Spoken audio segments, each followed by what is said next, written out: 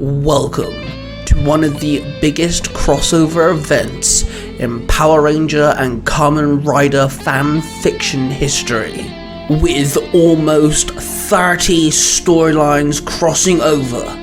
These storylines are written and read to you guys across multiple platforms and given to you by the Three Ranger Bros Studios, which is hosted by Mark, the Red Cornish Ranger, Cosplay Dude 637, and myself, Ty Tiger. So prepare to dive into a storyline that not only crosses over all these stories, but hosts a threat that is willing to take down the entire multiverse as we know it.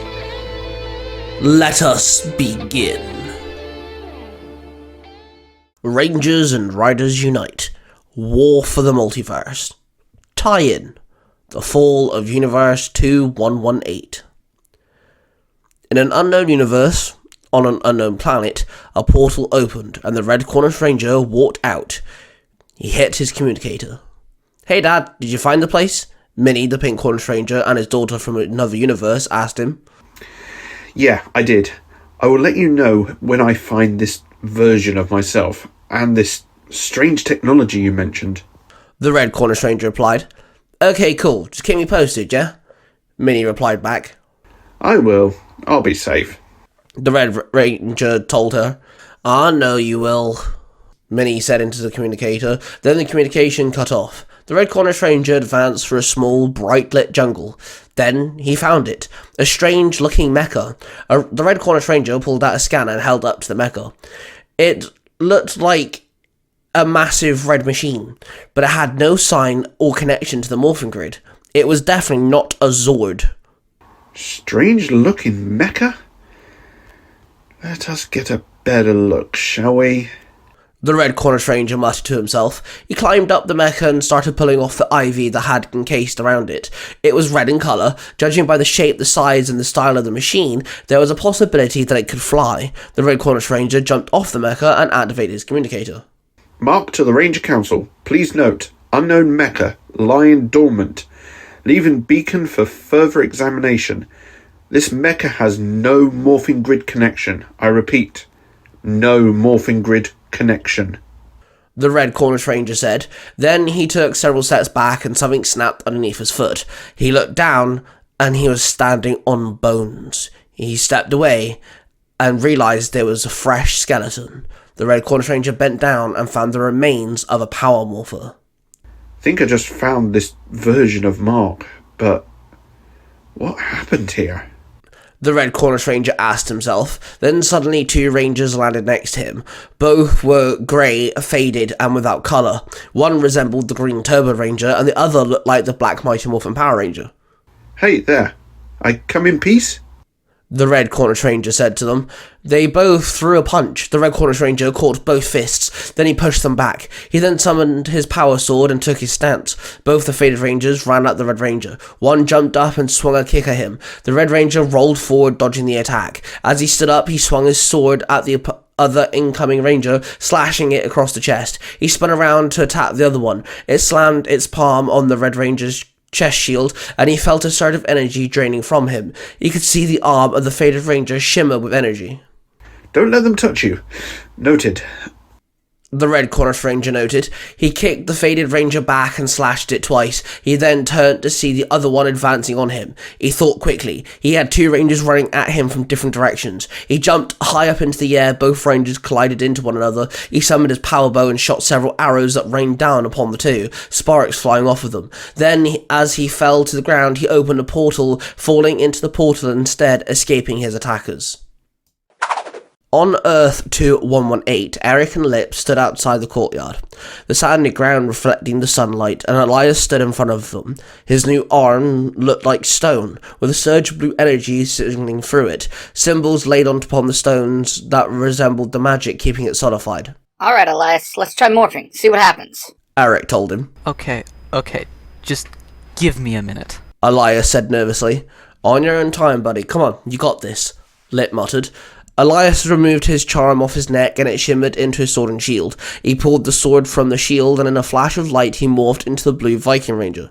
The Blue Viking Ranger spun his sword in his hands, he dropped into a fighting stance and swung his sword, following by a thrusting of his shield. Doing great, man. Eric cheered. How do you feel, bro? Lip asked. It feels normal. As normal as it can be, I guess.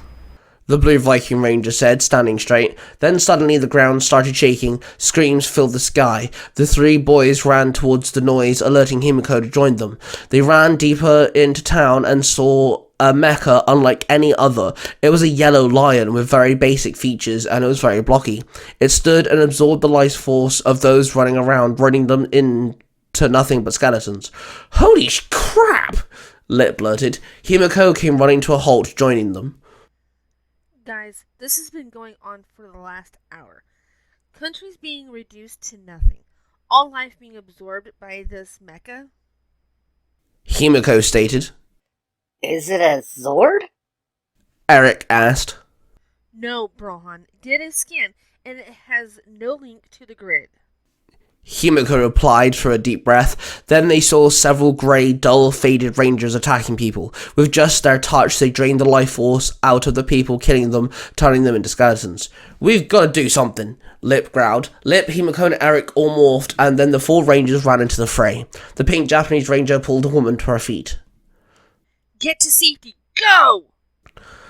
The pink Japanese ranger barked. She threw several shurikens at the faded rangers, but they had no effect. The gold ranger jumped up and slammed both his feet into one of the faded rangers, throwing it off its balance.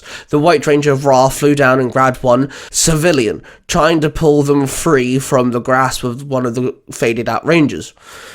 The faded ranger jumped up and launched up into the air and grabbed the guy by the ankle, the life force being drained from him. The Ranger of Ra looked down and tried to pull the man away. Help me, please! The man screamed out. It's gonna be okay, just hang on. The Ranger of Ra called out in a state of panic. The man stopped screaming, his skin and muscles were reduced to energy and was absorbed into the faded out Ranger. The man became the skeleton, in the grip of the Ranger of Ra. He screamed out in fear and shock and dropped the skeleton, the bones crashing on the sand below, and the faded out Ranger landing on the ground and stood up easily. The four rangers tried their best to stay on the attack, when suddenly a portal opened and the Red Cornish Ranger came flying out of it, crashing into one of the faded out Rangers, crushing it into the ground. Mark, you're back! The gold Celtic Ranger called out. It seems like these things are making their way around different universes. The Red Cornish Ranger muttered. Guys, look. The Blue Viking Ranger yelled. As he pointed out, everyone looked around and saw that there were no more civilians. Instead, they were all skeletons, everywhere, just laying there. The lion mecha slammed its paws down and looked directly at the ground as it started to absorb the life force from the earth itself. The palm trees started shriveling up around everyone. Everyone, get back to the museum, now! The Red Cornish Ranger ordered. All five rangers ran back to their base, the army of the faded rangers following them, walking after them. They barged into the Museum and Library of Ancient History and they all demorphed, and Lip and Eric grabbed a table and used it to barricade the door. Mark ran into the computer room and found Brohan sat there. Brohan, are you alright? Mark asked him. I am fine, Mark. My worry is for this planet. I can feel it weakening, Brohan explained. I think it's time I make some calls. Mark stated. Mark and Brohan left the computer room and joined everyone in the library. Mark hit his communicator. This is Mark, the Red Cornish Ranger. Call in for aid. Ranger Council, come in. Ultra Rangers. Earth 19. Earth 113. Anyone, please respond. This is officially a call for aid. Mark called out into his communicator. I can't get a hold of Dante. Eric muttered. Yeah, and I can't get hold of the Magnificent Megaforce duo either. Lip sighed. Suddenly there was an almighty howl that pierced the sky. The ground shook, the windows shook, the books vibrated off the shelves. What on earth is that? Himiko called out as she covered her ears. Elias's eyes widened as he recognized the source of the howl. It's Finrir. Elias called out in cheer. The group found their way out of the building and saw the almighty-sized wolf slamming its paws into the group of faded rangers. It snapped its jaws and it swung its claws at the faded rangers, then it attacked the lion mecha. The lion mecha and Fenrir started trading blows. The almighty son of Loki managed to bite the head of the lion mecha and crunch into it. Then the faded rangers started climbing up the wolf, using its fire to secure themselves. The whole horde climbed up the wolf. Within moments, it was covered in faded rangers, like a dog covered in fleas. We have to help him. Elias called out in panic. Elias took a step, but Eric and Mark stopped him. Let me go. We have to help. Elias cried. We cannot get ourselves killed. Mark snapped. The faded rangers all started absorbing the son of Loki. The oversized wolf let out a massive howl as its energy was being ripped from it. The wolf became a skeleton, which toppled over and crashed onto the group of faded rangers, all being crushed onto the ground. They all stood and turned their attention to Mark and his team. The lion mecha continued draining the planet of its life force. Fenrir! No! No!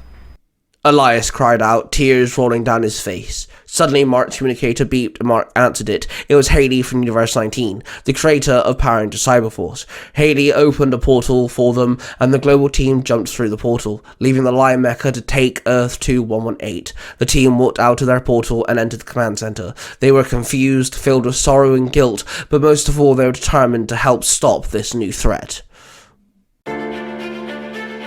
This podcast is a production of the Three Ranger Bros Studios, in association with Zio to Hero, the podcast.